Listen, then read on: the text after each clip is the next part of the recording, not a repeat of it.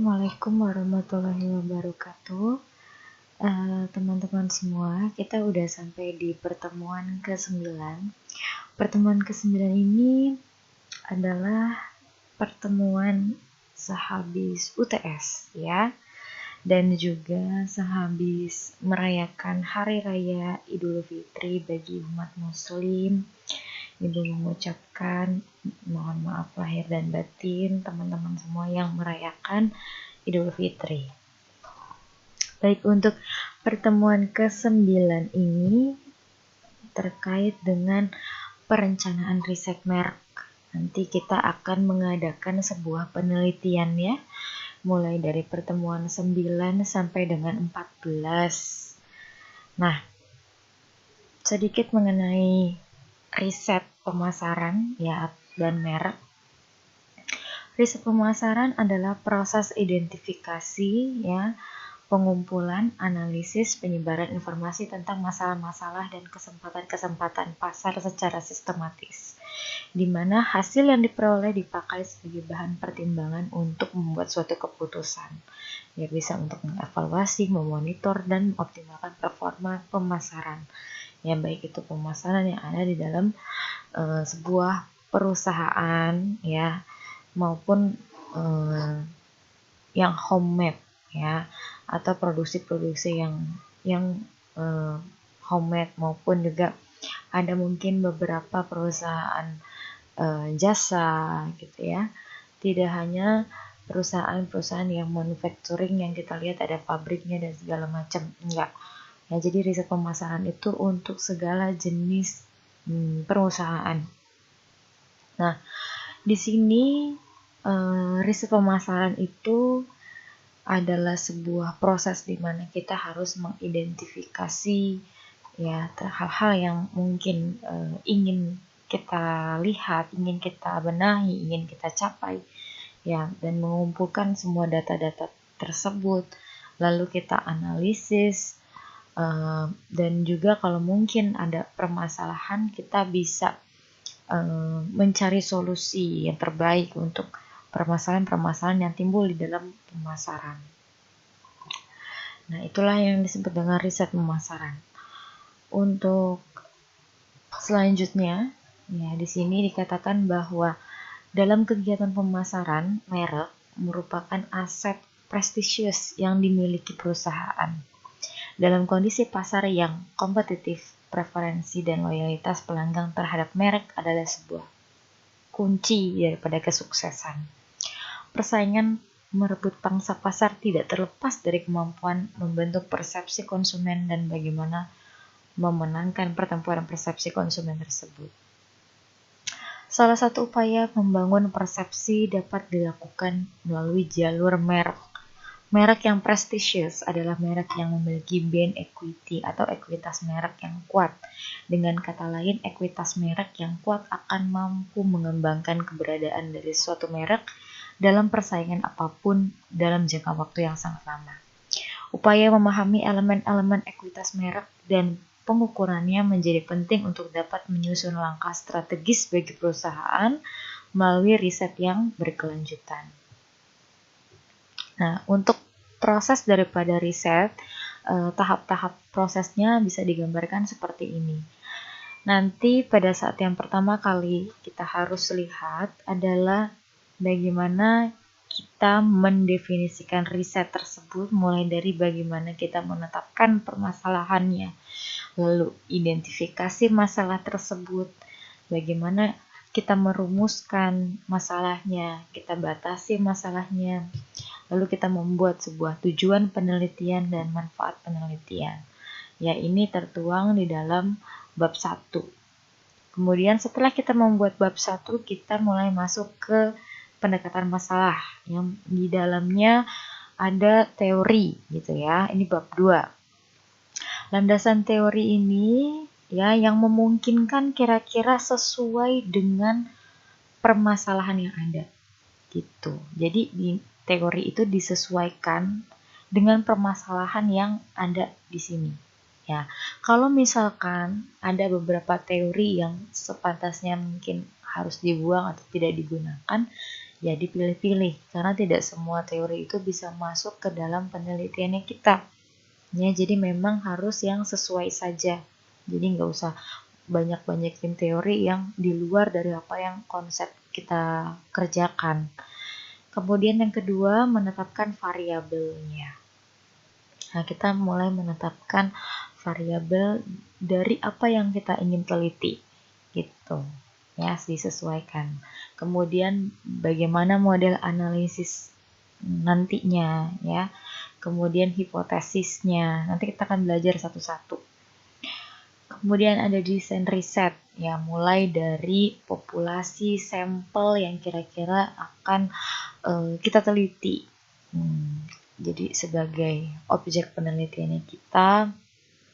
Kemudian ada instrumen, ya skala instrumen, desain instrumen. Nanti kita belajar membuat sebuah pertanyaan, ya angket seperti itu, kuesioner, dan juga jenis dan metode pengumpulan data serta teknis daripada analisis data yang akan digunakan sesuai dengan permasalahan yang ada. Setelah bab 3, ini ada di bab 3 ya. Nah, ini juga sama, kita mengumpulkan dan analisis data. Ya, melalui pengeditan, pengkodean, dan analisis data. Karena kita harus benar-benar mengumpulkan semua data-data tersebut, terus kita bisa memilih mana yang mungkin datanya bisa digunakan, mana yang sebaiknya tidak digunakan atau kita buang ya. Jadi nanti harus kita pilih-pilih, kemudian sesuai dengan apa yang seharusnya ya, datanya harus valid, reliable, dan bisa diteliti. Nah, setelah data itu sudah kira-kira bisa untuk diteliti lebih lanjut, maka dari itu ada tahap selanjutnya, kita harus menganalisis datanya dengan menggunakan teknis daripada analisis data yang kita inginkan. Ya, disesuaikan variabelnya apa, terus desain penelitiannya seperti apa. Kemudian pelaporan dan presentasi hasil. Setelah kita mengumpulkan dan analisis data ya, semua udah ada di bab 4. Nanti kita mulai mempresentasikan ya, mulai dari menulis laporannya. Kalau seperti ini lebih baik sambil berjalan, sambil ditulis di Word gitu ya. Jadi apa-apa yang sudah dikerjakan kita tahu step by stepnya, jadi langsung ditulis gitu, ada bukti otentiknya. Kalau hanya sekedar persepsi aja tidak tertulis, maka dari itu nanti bisa akan lupa. Nah, lebih baik ketika kita sudah membuat bab 1, bab 2, bab 3 nanti akan selanjutnya akan lebih mudah kalau memang sudah tertulis. Nah, format penulisannya nanti akan Ibu beritahu. Jadi sesuaikan dengan outline yang memang sudah kita inginkan gitu ya, sesuai outline dari BSI. Nah, untuk setelah daripada melaporkan atau pelaporan hasil laporan penulisannya kalian, pre-kelompok nanti kita akan mempresentasikan dari hasil penelitian masing-masing. Ya, setelah dipresentasikan di pertemuan ke-14 ya, jadi Ibu akan kasih waktu sampai dengan pertemuan ke-15 untuk mengirimkan laporan penelitiannya, tapi untuk presentasi ada di pertemuan ke-14. Setelah itu baru nanti kita akan publikasi ya, mungkin dengan jurnal ya yang ada di BSI. Nanti kita akan publikasi jurnal yang ada di BSI gitu. Dan kita menyertakan juga nama dosen pembimbingnya, yaitu Ibu di sini sebagai dosen yang mengajarkan mata kuliah manajemen pemasaran, dan juga include dengan nama mahasiswa per kelompoknya. Nanti kita akan buat jurnal. Kemudian untuk identifikasi dan penetapan masalah. Nah, masalah merupakan suatu kesulitan yang dirasakan, konkret, dan memerlukan solusi. Suatu kesenjangan antara apa yang seharusnya dengan apa yang ada dalam kenyataan, atau antara apa yang diperlukan dengan penelitian yang baik. Itu seperti apa sih? Yang pertama, bermanfaat. Kira-kira punya nilai atau tidak, layak nggak kira-kira untuk diteliti ya, dari segi manfaatnya, dia berkontribusi enggak, dia berguna atau tidak ya untuk pengembangan suatu teori atau untuk problem solving ya.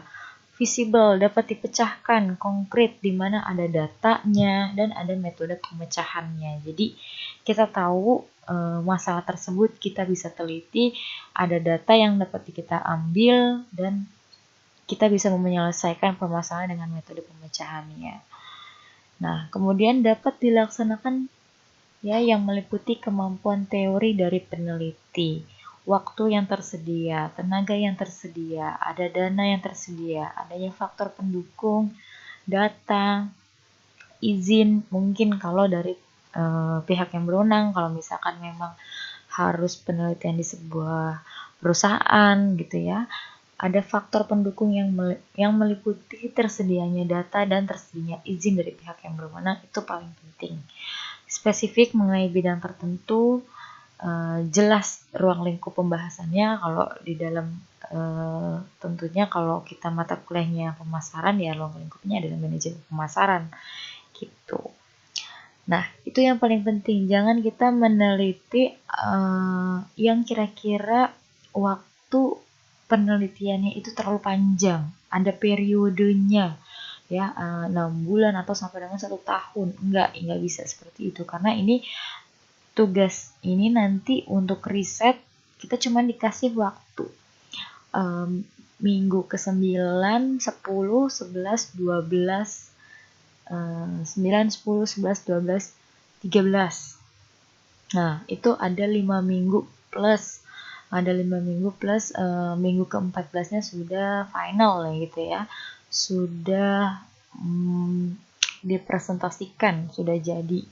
Otomatis 1 bulan lebih seminggu lah gitu ya, 1 bulan lebih seminggu itu sudah harus selesai. Jadi ketika kita mau melakukan penelitian, kalian juga harus memikirkan apakah yang kalian teliti ini cukup atau tidak sampai dengan minggu ke-14 gitu. Karena minggu ke-14 sudah harus dipresentasikan. Nah, untuk selanjutnya ya, masalah itu memang bisa muncul. Ada berbagai permasalahan ya yang nanti akan ada di suatu merek. Nanti kita akan membahas misalkan mereknya, kita bisa diskusikan apa yang menurut kalian merek ini cocok untuk kita bahas gitu. Nah, dari permasalahan sebuah merek ini ya, dari berbagai sumber atau fenomena yang ada, atau kita lihat bisa di artikel Google dan masalah lainnya ya yang bisa kita baca ya, baik itu mungkin koran online ya. Nah, masalah ini muncul tuh karena apa? Ada sebabnya, yaitu yang pertama karena adanya mungkin pengaduan yang muncul karena konsumennya mungkin enggak terima ya, tidak puas dari barang atau jasa yang diberikan ke perusahaan. Atau mungkin yang kedua, karena adanya persaingan. Nah, kalau zaman sekarang persaingan itu terlihat sekali ya, apalagi dengan adanya media sosial yang saat ini sangat berkembang, persaingan itu menjadi buka-bukaan. Bisa terlihat sama bahkan orang awam sekalipun ya, oh ini saingannya produknya ini nih gitu. Pasti terlihat di situ ya. Lingkungan industri sekarang yang sangat keras dan kejam dalam persaingan bisnis, dikatakan seperti itu. Nah, kemudian batasan ruang lingkup masalah. Nah, selanjutnya ketika banyak sekali permasalahan yang ada, tentunya kita akan membatasi gitu ya. Jadi tidak semua permasalahan tersebut kita teliti satu-satu, enggak ya. Jadi dari berbagai macam mungkin permasalahan yang ada, nanti ada batasan yang akan diteliti oleh si peneliti ini. Nah, untuk itu peneliti umumnya memberikan batasan ya, variabel apa yang kira-kira yang akan diteliti. Berdasarkan batasan permasalahan ini, maka selanjutnya nanti baru si peneliti merumuskan masalah penelitian. Yang ketiga, baru timbul nanti rumusan masalah. Rumusan masalah merupakan pernyataan penelitian yang menjabarkan dari apa yang ada di dalam identifikasi dan pembatasan masalah penelitian. Masalah yang dirumuskan dengan baik sebenarnya telah mampu menjawab sebagian dari masalah itu sendiri. Nah, setelah kita merumuskan permasalahan, di sini ada secara umum rumusan masalah yang baik. Adalah yang menyatakan hubungan antara dua variabel atau lebih yang dinyatakan dalam bentuk sebuah kalimat pertanyaan.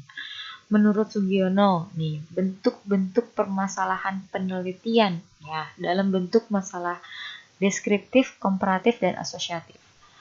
Permasalahan deskriptif adalah permasalahan yang berkenaan dengan pertanyaan terhadap variabel mandiri baik pada satu variabel atau lebih. Dalam penelitian ini peneliti tidak membuat perbandingan ya, jadi atau mencari hubungan dengan variabel lainnya. Contohnya seperti ini. Misalkan, apakah teh botol sosro? Ini kan kita bahas merek ya.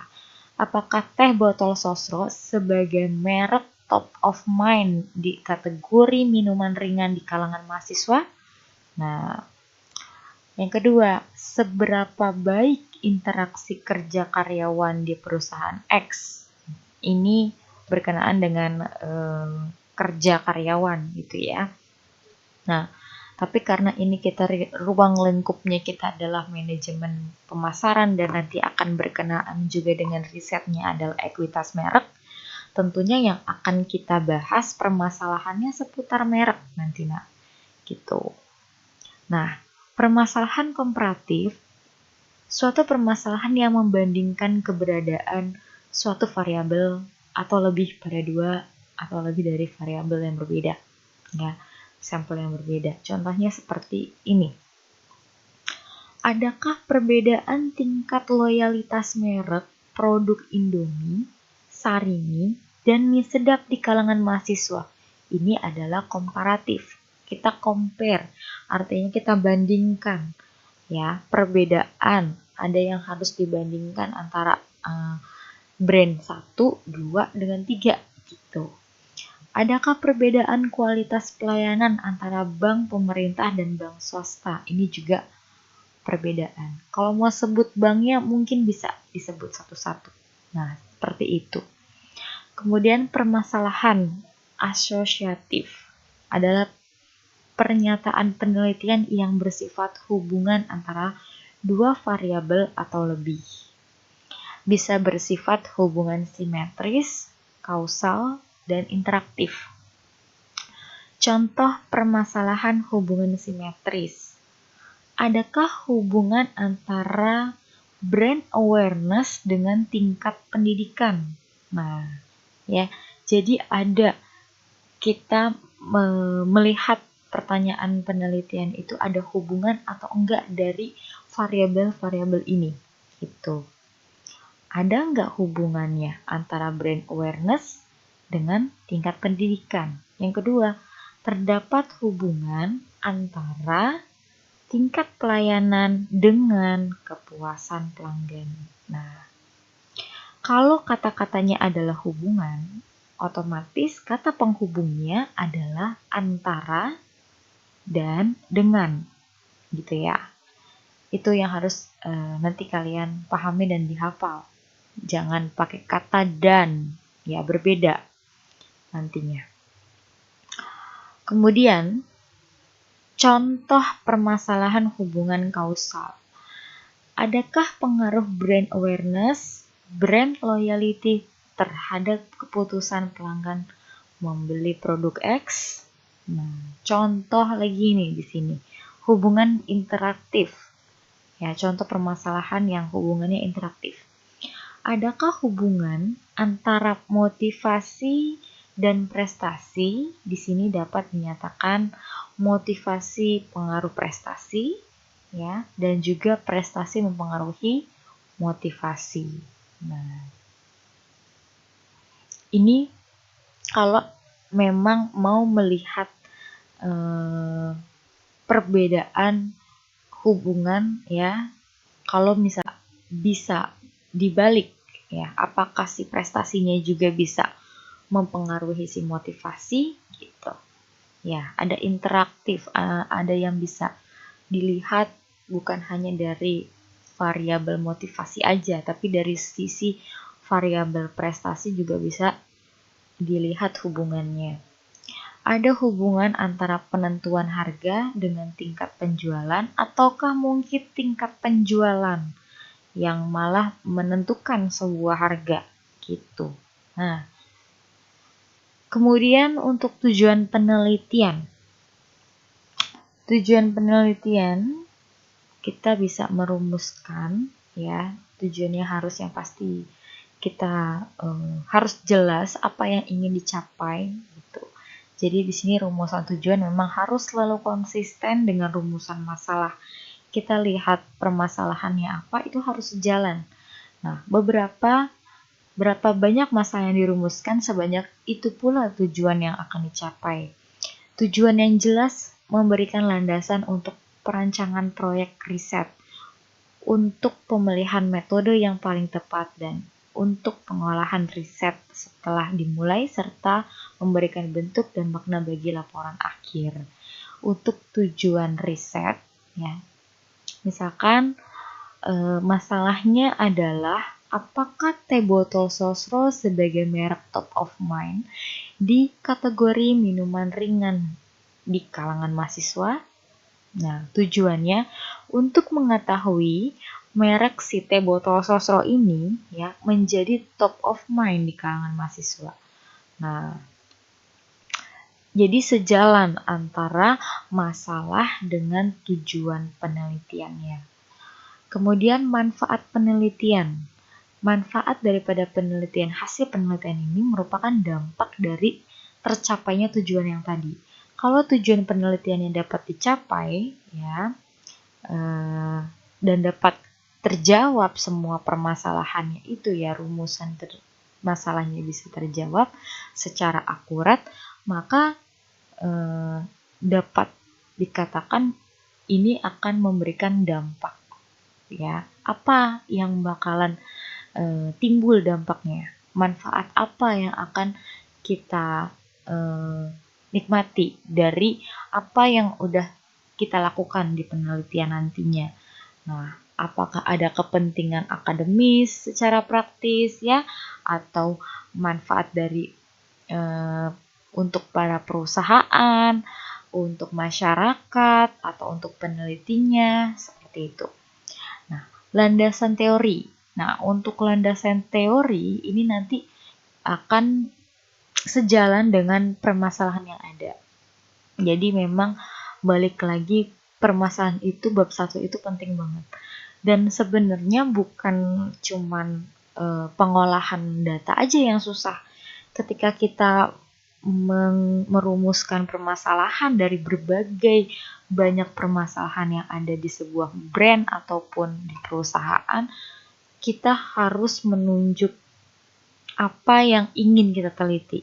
Kalau misalkan dari permasalahannya misalkan tidak sesuai atau salah, atau kita salah menempatkan kata-kata pada saat identifikasi masalah, dan juga bahkan salah mengidentifikasi masalah, tentunya ini akan berlanjut ke belakang gitu. Sama seperti kita belajar akuntansi gitu kan. Kalau salah satu akan salah semua. Penelitian juga seperti itu.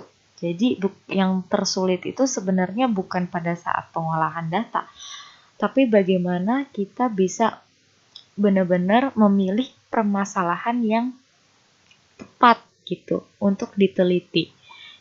Nah, landasan teori ini nanti akan mengacu juga dari rumusan masalah. Nah, landasan teori adalah teori-teori yang relevan yang dapat digunakan untuk menjelaskan tentang variabel yang akan diteliti sebagai dasar untuk memberikan jawaban sementara terhadap rumusan masalah yang diajukan. Maka dari itu di dalam landasan teori itu harus sesuai ya variabelnya, teori-teorinya, apa yang ada di dalam rumusan itulah yang ada di dalam teori. Ketika misalkan kalian kelihatan ada variabel lain gitu ya, entah kopas dari mana terus nyangkut gitu variabel lain yang nggak ada di judul, nggak ada di dalam sebuah masalah penelitiannya kalian, dosen patut mempertanyakan ini dapat teorinya copy paste gitu. Nah tentunya yang seperti itu tidak diinginkan ya, ketahuan copy paste. Nah, sebaiknya pada saat kalian membuat landasan teori, kalian harus benar-benar juga untuk melihatnya apakah udah sesuai atau belum dengan rumusan permasalahan. Kemudian riset brand equity atau ekuitas merek nih yang akan nanti kita akan teliti satu-satu. Ya, ekuitas merek meliputi penelitian tentang elemen-elemen ekuitas merek dapat mengacu kepada berbagai teori. Salah satu yang utama adalah pendapat dari David. Nah, yaitu ada brand awareness, brand association, perceived equity, ya, quality, dan brand loyalty. Nah, keempat daripada elemen ini nanti kita akan bagi kelompok ya. Jadi ada 4 kelompok dengan maksimal 4 orang. Jadi 3 sampai dengan 4 orang yang nanti mungkin kita akan bagi ya, ketua kelas bisa membaginya. Nanti untuk kelompok yang pertama brand awareness, kelompok kedua selanjutnya ya brand association, dan kelompok ketiga adalah perceived quality. Untuk yang ke kelompok keempat ada brand loyalty dengan merek yang sama yang akan dibahas. Nanti kita bisa diskusi mereknya apa kira-kira ya. Nah, nanti Ibu akan kasih tahu juga seperti apa penelitian dan laporannya.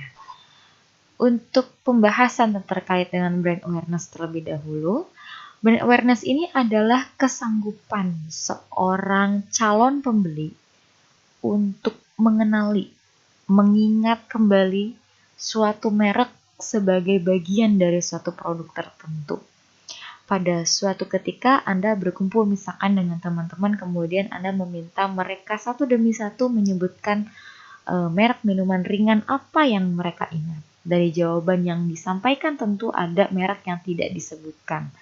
Dari sini bisa akan diprediksikan kemungkinan penjualan terhadap merek tersebut. Nah, ketika orang mengingat sebuah brand, entah itu tas, terus HP, ya macam-macam barang ya, minuman atau mungkin burger dan sebagainya, ada dari kalian semua ataupun teman-teman kalian menyebutkan satu nama brand yang sama, berarti brand tersebut memang sudah sangat dikenali ya, bahkan sampai dengan diingat oleh para pembelinya.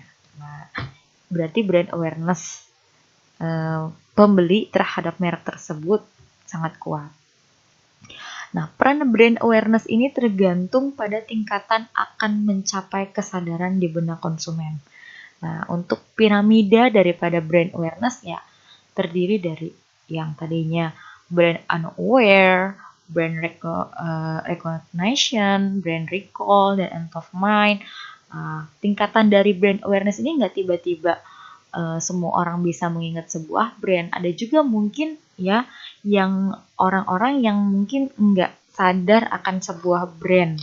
Nah, atau mungkin ada juga yang masih kira-kira ya inget sih tapi harus perlu bantuan kali gitu ya. Bantuan dari temennya untuk mengingat sebuah brand tersebut. Nggak semua brand itu juga bisa orang tahu karena saking banyaknya produk ya apalagi di Indonesia. Minuman aja untuk minuman soda, minuman teh itu berbagai jenis mereknya. Tapi ketika ada sebuah minuman mineral yang mungkin ketika orang itu ingin membeli pasti menyebut brand itu, dan kalau dikasih kadang suka berbeda, dia mau-mau aja. Nah, berarti antara di sini dia tahu ya, dia tahu akan brand tersebut, dia ingat brand tersebut, tapi ketika brand itu yang diberikan adalah minuman mineral yang berbeda, fine-fine aja. Nah, maka dari itu ini tergantung daripada si pembeli itu sendiri atau si customer itu sendiri ya. Ada orang yang brand awareness-nya tinggi, belum tentu memang apa yang dia ingat dan apa yang ingin dia beli itu kadang suka serupa gitu atau sama. Nah, tingkatan daripada brand awareness ini di dalam ekuitas merek yang paling rendah adalah brand recognition. Ya, pengenalan mereknya itu. Atau disebut juga sebagai tingkatan pengingatan kembali dengan bantuan ya. Harus dikasih tahu lagi, harus ada clue-nya. Baru orang itu, oh iya ini brandnya ya, apa ya gitu. Nah, kadang ada beberapa minuman mineral yang iya ini yang pH-nya 8 loh, yang pH-nya 8. Apa ya pH-nya 8 ya? Pasti kan itu ada clue-nya. Kita nggak mungkin langsung sebut, oh iya pristine misalkan kayak gitu. Kan orang nggak semua orang inget dengan brand itu. Nah, mungkin ada orang-orang yang harus ada clue-nya dulu baru dia inget dengan brand itu. Yang mungkin dari warnanya, bentuk botolnya, seperti itu. Nah, tingkatan kedua yaitu adalah brand recall. Ya, pengingatan kembali mereknya atau tingkatan pengingatan kembali bantuan tanpa bantuan. Nah, bisa mungkin ada bantuan atau mungkin tanpa bantuan. Tingkatan berikutnya adalah top of mind, kesadaran puncak pikiran, di mana top of mind ini adalah brand awareness tertinggi dari berbagai merek yang ada dalam pikiran konsumen.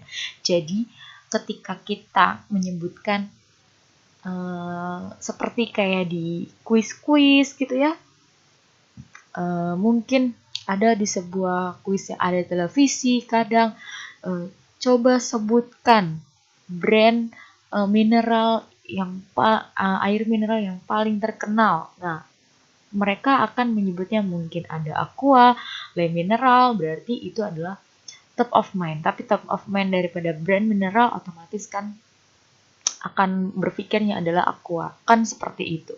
Berarti brand awareness dengan produk tersebut itu sudah tinggi ya, udah top of mind di kalangan para konsumen.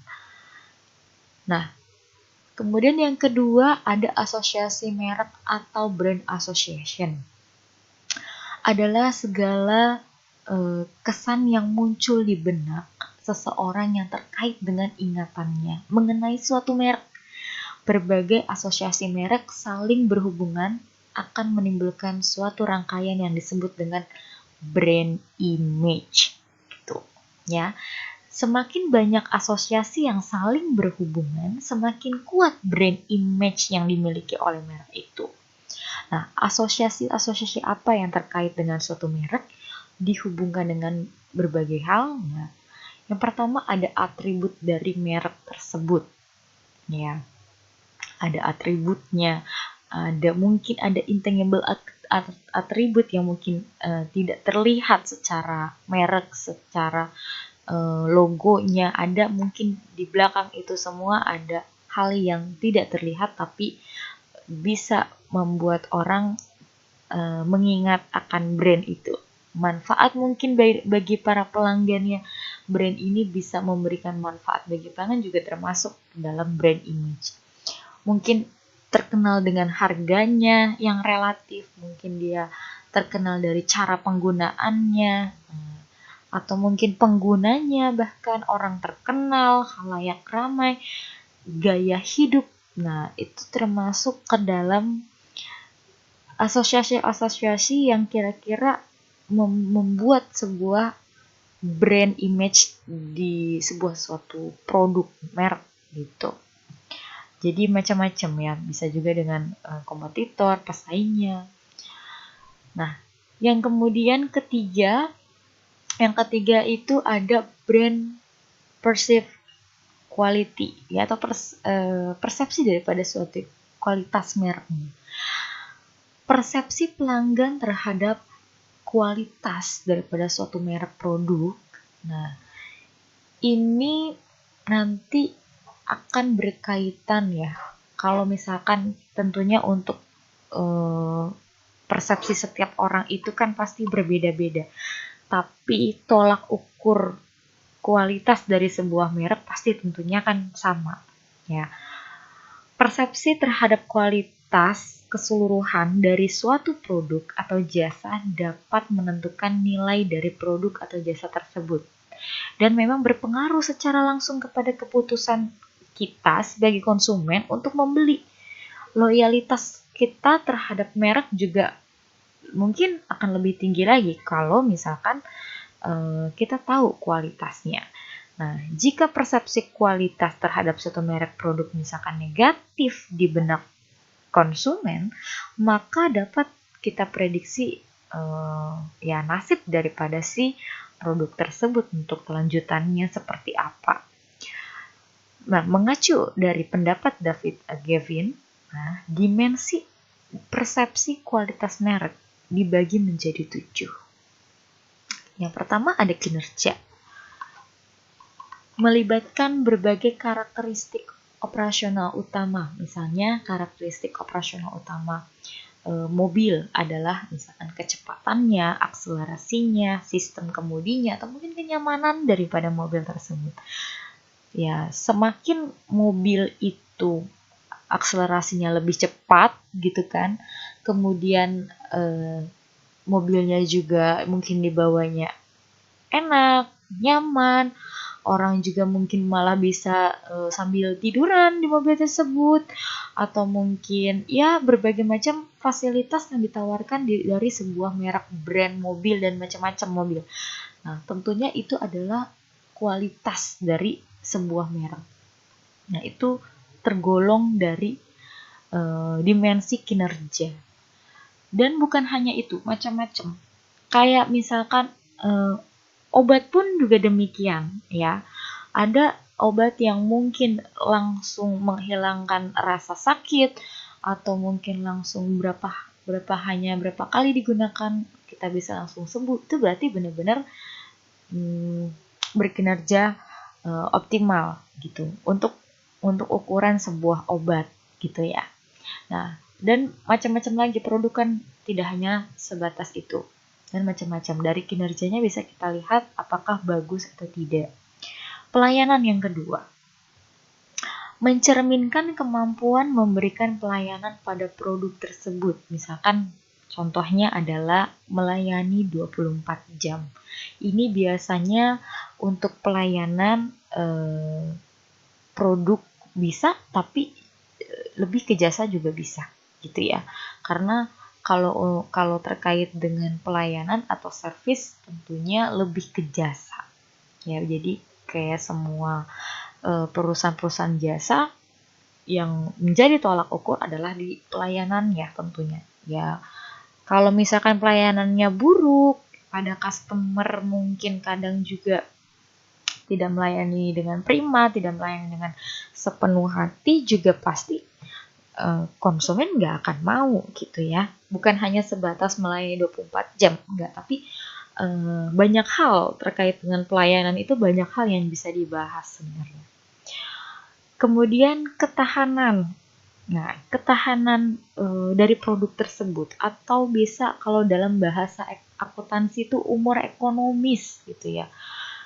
Mencerminkan umur ekonomis dari produk tersebut. Misalnya produk baterainya ya yang mengatakan mampu hidup selama 3 tahun contoh. Bahkan ada sebuah dari brand lampu, ibu pernah lihat lampu itu tahan 15 tahun gitu ya. Mungkin juga kita lihat apakah harganya mahal atau mungkin bisa tahan seperti itu mungkin karena kualitas yang tadi dikatakan, kualitas dari brand tersebut yang sangat bagus ya, produknya memang mungkin mumpuni lah gitu. Terus keandalan, konsistensi dari kinerja yang dihasilkan suatu produk dari satu ke pembelian berikutnya. Nah, itu adalah keandalan. Bisa juga karakteristik dari produknya, bagian-bagian tambahan dari produknya, fiturnya. Penambahan ini biasanya digunakan sebagai pembeda utama dari kategori produk sejenis. Ya, fiturnya ini kita kalau misalkan dengan menggunakan HP ini, Bapak Ibu, mungkin Bapak Ibu tidak perlu lagi mendownload aplikasi tambahan di Play Store karena ini udah termasuk bawaan segala macamnya. Nah, itu termasuk fitur tambahan. Nah, itu yang akan mungkin mendorong orang tertarik ya dengan produk tersebut. Itu kualitas ya dari brandnya. Kemudian kesesuaian dengan spesifikasi. Nah, merupakan pandangan mengenai kualitas proses manufaktur. Jadi tidak ada cacat produk sesuai dengan spesifikasi yang ditentukan dan sudah teruji tentunya. Nah, yang ketujuh, hasil mengarah pada kualitas yang dirasakan yang melibatkan 6 dimensi sebelumnya, mulai dari yang tadi yang pertama sampai dengan kesesuaian dengan spesifikasi. Jika perusahaan tidak dapat menghasilkan hasil akhir produk yang bagus, tentunya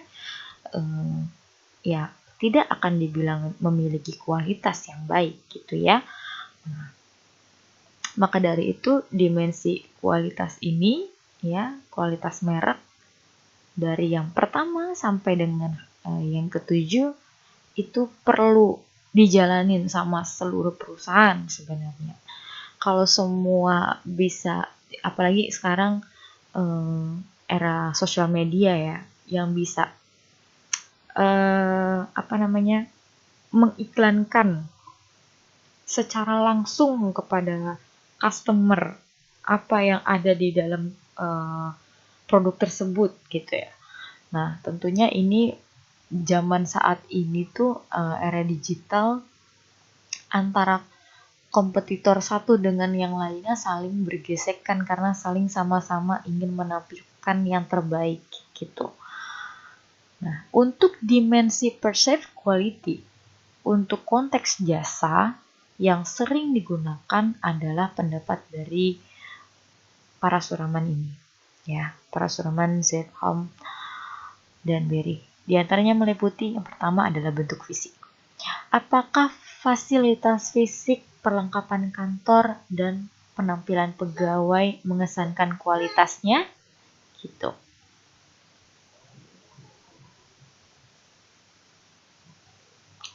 Nah, kemudian kompetensi. Apakah karyawan memiliki pengetahuan yang memadai dalam melaksanakan tugasnya? Apakah karyawannya mengesankan nggak, punya percaya diri yang tinggi atau enggak? Nah, kemudian keandalan, bisa nggak dapat tugas jasa tersebut dikerjakan karyawan dengan akurat dan meyakinkan. Ini jasa ya, produk-produk jasa memang kita kan kalau yang namanya konteksnya jasa, dia jual pelayanan. Ya, kalau kita lihat dari apa yang terlihat itu kira-kira meragukan, tentunya kita ingin melakukan sebagai konsumen ingin melakukan service gitu ya, ataupun apapun itu yang berkaitan dengan produk jasanya akan ragu. Nah, memang kepercayaan ini harus dibangun gitu sama perusahaan supaya konsumen maupun calon konsumen mau tergerak hati untuk melakukan pembelian ataupun melakukan servis di kantor tersebut atau di perusahaan itu. Nah, hal ini yang paling penting ya, yaitu tanggung jawab. Nah, apakah petugas pemberi jasa berkemauan untuk membantu para pelanggan dengan pelayanan yang sebaik-baiknya?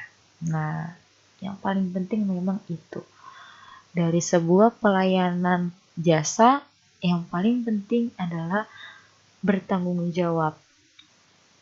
Kalau misalkan terjadi sesuatu dengan jasa yang ditawarkan, tentunya mereka juga harus siap dan harus bisa membantu pelanggan dalam pelayanannya.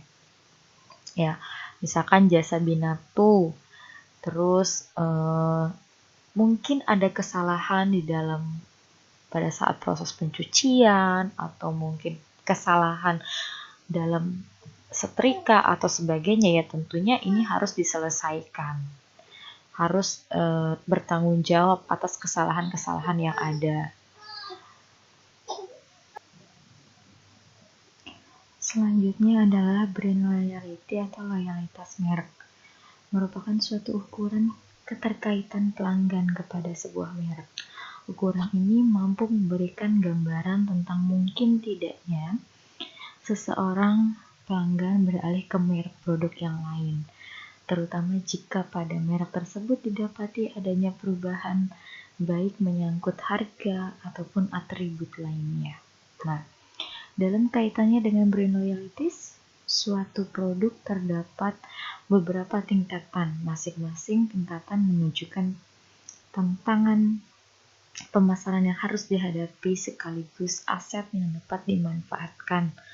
Adapun tingkat loyalitas merek yang pertama, switcher, berpindah-pindah. Loyalitas paling dasar, semakin sering pelanggan memindahkan pembeliannya, maka semakin tidak loyal pelanggan tersebut. Kayak kita sering ya seperti ini, berpindah-pindah merek, apalagi kayak lipstick, terus kalau buat cewek tuh kayak sabun, sampo ada yang berpindah-pindah, ada juga yang enggak. Tapi kalau untuk minuman juga kadang suka kayak gitu ya, suka pindah-pindah. Kadang suka nggak loyal gitu kan ya, nggak loyal sama sebuah merek. Tapi kalau misalkan teh untuk produk teh, kalau ibu pribadi ada teh yang benar-benar ibu suka dan emang nggak ibu suka, nggak ibu terima gitu. Tapi kalau hanya untuk dikatakan satu brand aja nggak bisa sih. Ibu masih nggak bisa sih kalau untuk produk-produk minuman-minuman itu. Hanya satu brand aja nggak bisa. Ada yang habitual buyer, pembeli yang bersifat kebiasaan. Pembeli yang puas dengan merek produk sehingga tidak ada alasan pelanggan untuk membeli merek produk lainnya atau berpindah, terutama jika peralihan tersebut memerlukan usaha, biaya, maupun pengorbanan lainnya. Yang ketiga, ada yang satisfied buyer, pembelinya puas dengan biaya peralihan.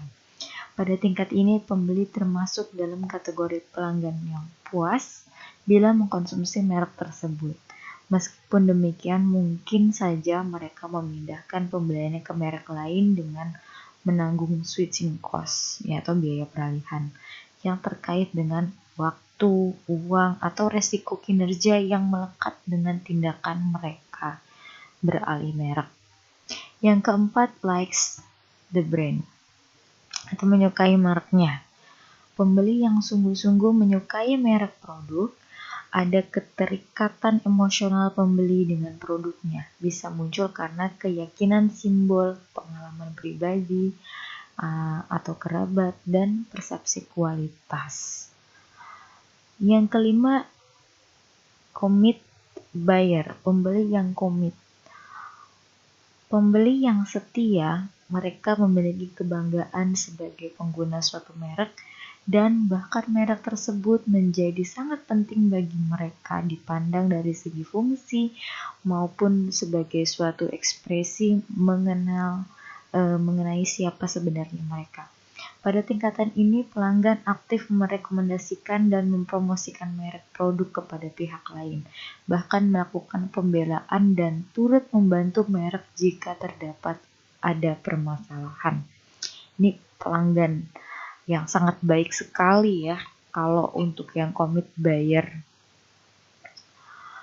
Nah, kemudian selanjutnya kita akan bahas terkait dengan hipotesis.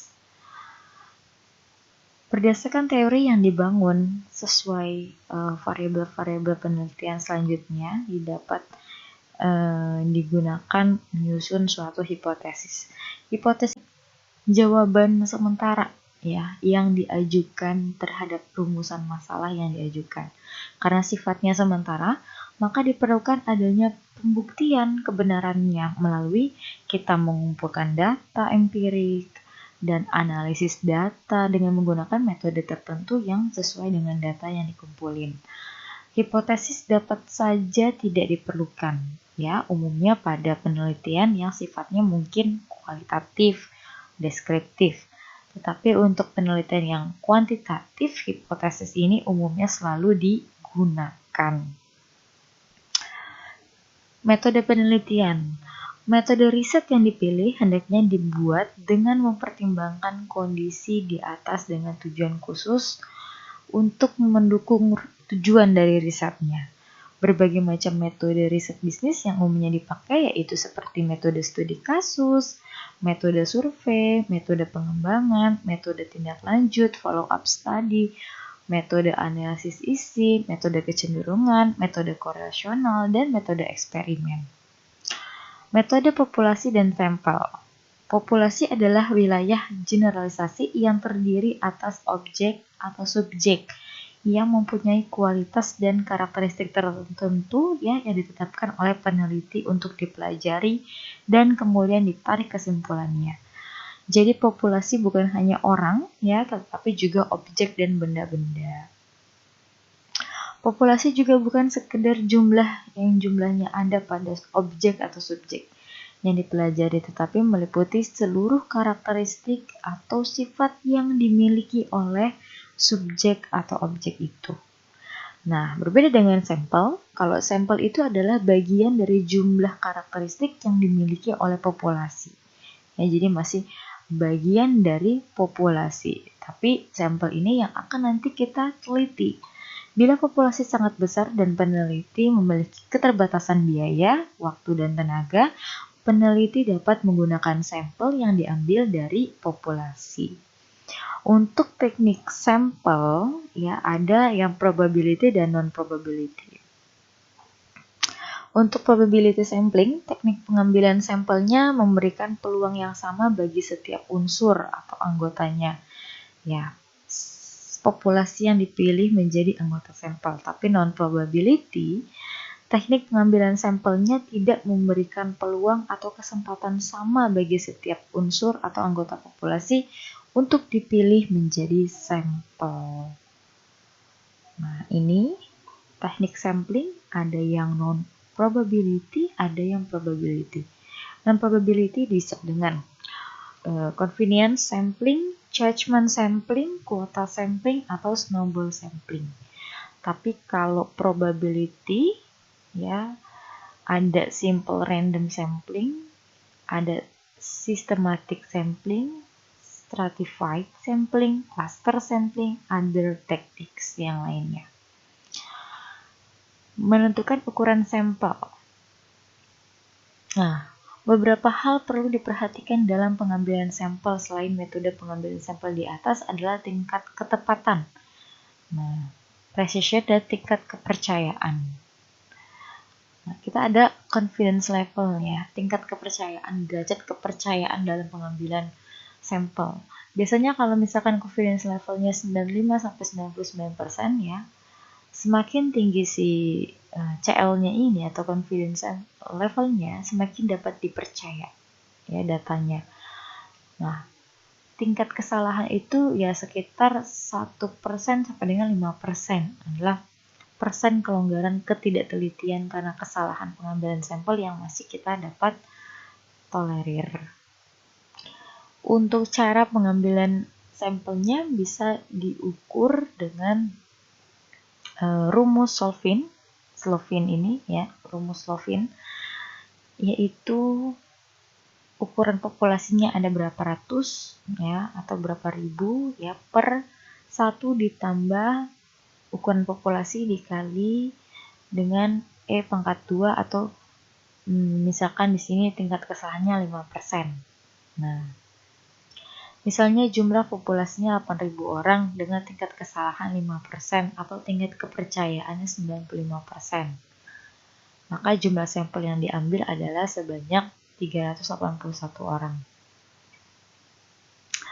Nah, dalam menentukan ukuran sampel juga bisa memperhatikan pedoman kasar. Ya, jumlah sampel yang paling sesuai untuk hampir semua penelitian yaitu di antara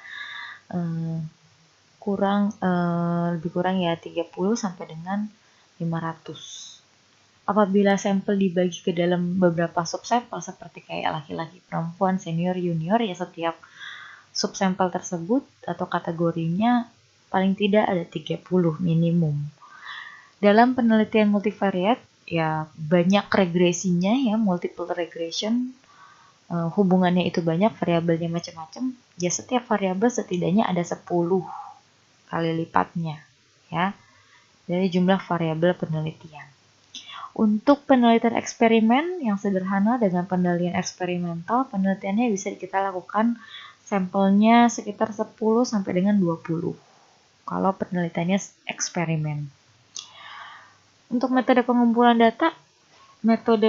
datanya bisa baik itu secara primer maupun data sekunder. Untuk metode pengumpulan data secara primer merupakan data yang didapat dari sumber pertama, misalnya dari individu, perorangan, ya. Nah, itu termasuk ke dalam data primer. Nah, dengan cara apa? Ambil surveinya, wawancara, angket, yang bisa jadi telepon gitu.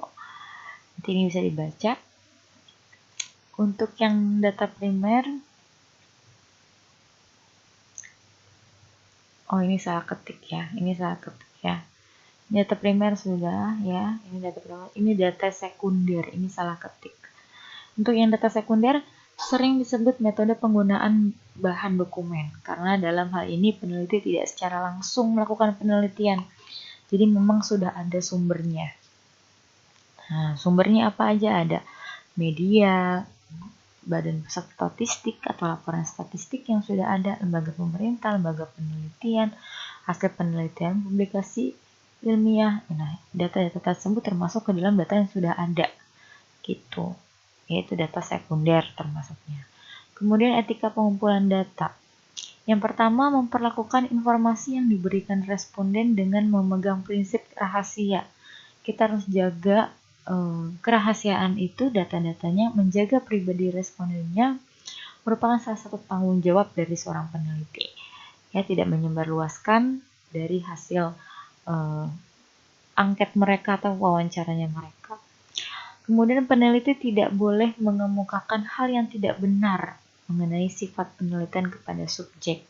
Dengan demikian, peneliti harus menyampaikan tujuan dari penelitian kepada subjek dengan jelas. Yang ketiga, informasi pribadi atau yang terlihat mencampuri sebaiknya tidak ditanyakan. Ya, dan jika hal tersebut mutlak diperlukan untuk penelitian, maka penyampaiannya harus diungkapkan dengan kepekaan yang tinggi kepada responden dan memberikan alasan spesifik mengapa informasi tersebut dibutuhkan untuk kepentingan penelitian. Yang keempat, apapun sifat metode pengumpulan data, harga diri, dan kehormatan subjek tidak boleh dilanggar. Yang kelima, tidak boleh ada paksaan kepada orang untuk merespon survei dan responden yang tidak mau berpartisipasi. Tetap harus dihormati.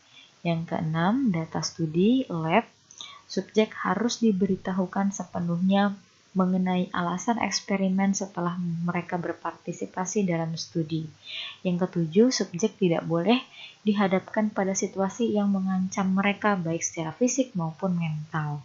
Yang kedelapan, tidak boleh ada penyampaian yang salah atau distorsi dalam melamporkan data-data yang dikumpulkan selama studi. Nah, untuk jenis data penelitian ya ada beberapa macam-macam klasifikasinya. Ada yang data kualitatif dan kuantitatif ya. Untuk ukuran dari data kualitatif tentunya data ini dikumpulkan berbentuk keterangan, kata, kalimat, gambar gitu ya. Nah, untuk kuantitatif tentunya ada skala ukurannya, angkanya, rasio. Ada internal dan eksternal ya, itu tergantung apakah kita mendapatkannya dari internal perusahaan atau dari eksternal ya, gambaran secara keadaan luar perusahaan. Kemudian ada data yang time series atau cross section ya, hanya tergantung dari waktunya, apakah waktunya sesuai dengan kalau data time series merupakan data dikumpulkan dari beberapa tahapan waktu secara kronologis. Sedangkan data cross section ini kita bisa kumpulin pada waktu dan tempat tertentu saja. Oke. Selanjutnya ini ada skala pengukuran. Ada yang skalanya nominal. Ya, untuk skala nominal, dengan skala nominal hasil pengukurannya bisa kita bedakan, tetapi tidak bisa diurutkan mana yang lebih tinggi, mana yang lebih rendah. Ya, fungsi angka, simbol maupun huruf yang diberikan hanya sebagai lambang aja. Misalkan contohnya jenis kelamin 1 nominal laki-laki, 0 untuk perempuan, maka 1 dan 0 bukan urutan secara sistematis. Nah, ada juga yang skalanya ordinal. Dengan skala ordinal, objek yang ada juga dapat digolongkan ke dalam kategori tertentu, misalkan angka atau huruf, ya, yang mengandung tingkatan sehingga dari kelompok terbentuk dapat dibuat urutan peringkatnya. Contoh skala ordinal ya, didapat informasi kualitas kursi sangat bagus, bahkan kurang bagus ya. Status sosial rendah, sedang, tinggi. Nah, besarnya perbedaan status sedang ke tinggi belum tentu sama antara rendah ke sedang. Nah, skala interval. Suatu pemberian angka kepada kelompok dari objek-objek yang mempunyai sifat skala nominal dan ordinal ditambah dengan sifat lain yang jarak yang sama. Pada skala interval memperlihatkan jarak yang sama dari ciri atau sifat objek yang diukur. Data skala interval diberikan apabila kategori yang digunakan bisa dibedakan, diurutkan, mempunyai jarak tertentu tetapi tidak bisa dibandingkan. Ada juga skala rasio. Nah, skala rasio ini pengukuran mempunyai sifat skala interval ditambah satu sifat lainnya, yaitu apa? Memberikan keterangan tentang nilai absolut dari objek yang diukur. Skala rasio bisa menggunakan titik baku mutlak, titik nol ya, secara mutlak. Angka skala rasio menunjukkan nilai yang sebenarnya dari objek yang diukur, sedangkan besar dari suatu satuan yang diukur ditetapkan dengan satu perjanjian tertentu. Nah, teknik analisis data. Ada yang secara kualitatif, ada yang secara kuantitatif, bahkan mungkin menggabungkan kedua-duanya. Sedangkan berdasarkan tingkat eksplanasinya atau tingkat penjelasannya, yang bermaksud menjelaskan kedudukan variabel ya yang terdiri secara hubungan antar variabelnya, kita bisa bedakan menjadi kelompok deskriptif, komparatif, dan asosiatif. Nah, itu terkait dengan perencanaan riset merek. Nah, Ibu mau kasih tahu juga ke kalian, untuk tugasnya nanti kalian bisa lihat di RTM kalian ya. Nah, ini yang akan kalian bahas.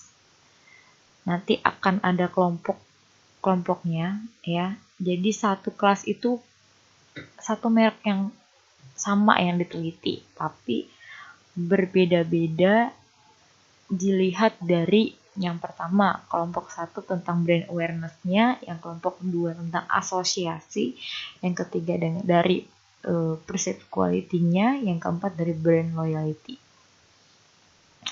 Nah, untuk instrumen pertanyaan yang dapat digunakan ya, untuk instrumennya bisa kita lihat dari buku ini, Strategi Menaklukkan Pasar Melalui Riset Ekuitas dan Perilaku Merek.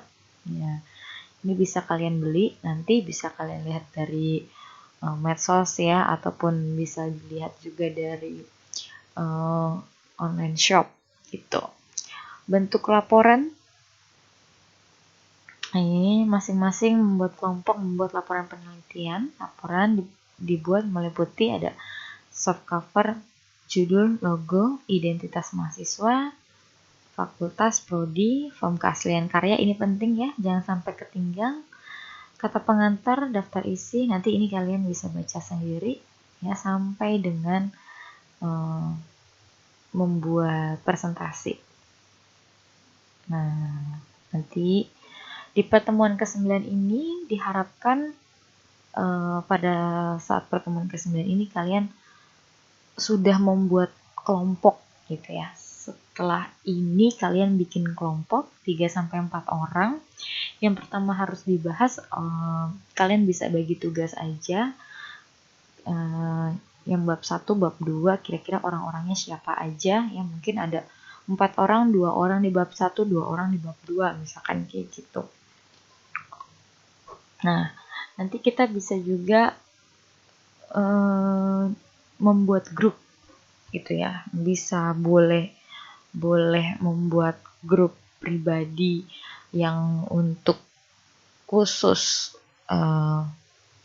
kelompok ini, atau mungkin mau di grup mata kuliah manajemen pemasaran juga boleh.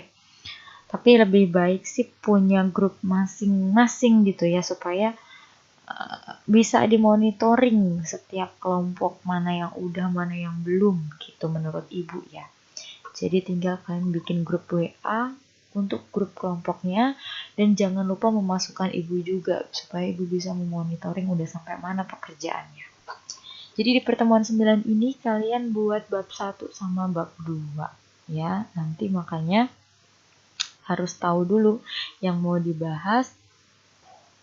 Brandnya kita bisa diskusi nanti di WA group, brandnya maunya apa. Nanti kelompok 1 siapa, kelompok 2 siapa, 3 siapa, 4 siapa gitu. Nah, baru kita buat bab 1 mulai dari latar belakang, perumusan masalah, tujuan penelitian, metode ya. Yang bab 2 ya tinjauan pustaka. Nah, contoh saja ya ini. Kemudian nanti di pertemuan ke-10 itu sudah terkait dengan slide yang ke-10 itu mempersiapkan instrumen riset. Jadi di pertemuan ke-10 itu kita harus sudah punya buku yang tadi ya. Buku yang tadi ibu bilang. Karena apa? Di pertemuan ke-10 kita harus bikin instrumen. Kita harus bikin angketnya, kuesionernya. Gitu, bisa kita bikin dulu di Word, nanti kita pindahin ke Google Form gitu ya, karena kita harus punya rekapannya tentunya di Word. Nah, kemudian yang slide ke-11 di pertemuan ke-11 kita juga akan mengolah datanya langsung. Cepet ya. Jadi ini kerjanya memang harus gercep. Pertemuan ke-9 bab 1 bab 2 dikerjakan bareng-bareng. Ini bukan sendiri. Nah, kemudian yang slide ke-11 itu tentang riset merek. Ya di pertemuan ke-11 nanti kita udah mulai buat ini nih bab 3 nih. Karena pengolahan data tentunya bab 3 juga harus mulai dicicil. Karena kan ada profil perusahaannya, gambaran umum respondennya kira-kira mahasiswa kah atau ibu-ibu atau bagaimana gitu ya. Kemudian data-datanya apa saja, bagaimana hasil daripada analisis datanya, itu semua ada di slide ke-11 atau di pertemuan ke-11 nanti. Di pertemuan ke-12 setelah selesai, nah kita ngecek kembali nanti ya penulisannya. Penulisannya dicek lagi apakah sesuai atau tidak dengan outline-nya, karena memang harus sesuai. Di slide ke-12 itu ada outline penulisannya, laporan risetnya. Jadi kalian kalau mau ngelihat tahapan-tahapan outline-nya, misalkan kayak daftar pustaka, habis daftar pustaka itu apa, kalian buka aja slide 12. Tuh. Nah, nanti Ibu harus mengecek satu-satu nih di pertemuan ke-12 kalian. Di pertemuan ke-13 itu sudah review hasil analisis datanya. Dari per kelompok kalian bisa diskusi, Ibu akan pantau itu juga ya, bagaimana hasil pengolahan data kalian dan outline laporannya udah fix atau belum. Jadi finishingnya di pertemuan 13, yang belum kurang-kurang segala macam itu semua udah harus ditutupin di pertemuan 13. Karena di pertemuan ke-14 itu adalah presentasi. Jadi presentasi ini nanti setiap kelompok ya, durasinya sudah ditentukan, yaitu setiap kelompoknya paling tidak maksimal 25 menit ya, 15 sampai 25 menit. Nah, masing-masing mahasiswa juga wajib, jangan lupa bikin PPT-nya juga, semua mahasiswa wajib presentasi, dan ini akan menjadi penilaian UAS gitu ya. Nanti presentasinya ini nanti kriterianya tercantum dalam rubrik penilaian tugas UAS pada RTM. Nanti kalian bisa lihat di RTM-nya kalian. Nah, untuk pengumpulannya bisa pada saat presentasi pertemuan ke-14, dan paling akhir, paling lambat, laporan dikumpulin pada pertemuan 15. Saya harapkan di pertemuan ke-15 udah nggak ada lagi sih yang ngumpulin, semua ngumpulin di pertemuan ke-14 ya. Untuk kriteria penilaian bisa dilihat pada rubrik penilaian laporan ya. Kemudian nilai di antara anggota kelompok dapat bervariasi sesuai dengan laporan ketua dan kriteria penilaian dalam RTM. Jadi belum tentu satu kelompok itu nilainya sama semua ya. Bagaimana cara kamu menyajikannya juga termasuk ke dalamnya nanti. Oke, itu saja yang dapat Ibu sampaikan. Nanti mungkin file ini akan Ibu kasih juga ke kalian ya. Oke, kurang lebihnya mohon maaf. Wassalamualaikum warahmatullahi wabarakatuh.